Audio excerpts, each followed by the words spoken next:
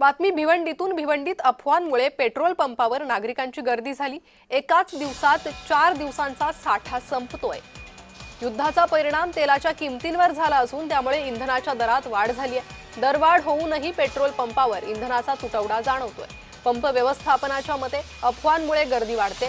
पूर्वी लोक 50-100 रुपयांना पेट्रोल भरायचे, पण आता मोठ्या संख्येने लोक आपल्या गाड्यांच्या टाक्या पूर्ण भरतायत. यामुळे 4 दिवसांचा साठा एकाच दिवसात संपत असल्याचंही पेट्रोल पंप चालक सांगतात. पेट्रोल पंप व्यवस्थापक बिपिन सिंग यांच्याशी बातचीत केली आहे आमचे प्रतिनिधी अनिल गजरे यांनी. आखाती देशात युद्धजन्य परिस्थिती असताना सुद्धा भिवंडी तालुक्यातील नायरा पेट्रोल पंप येथे भिवंडी वाडा रोड या बोरपाडा येथे आहे. या ठिकाणी पंपावरती पेट्रोल डिझेलच्या भावात बढोतरी करण्यात आलेली आहे.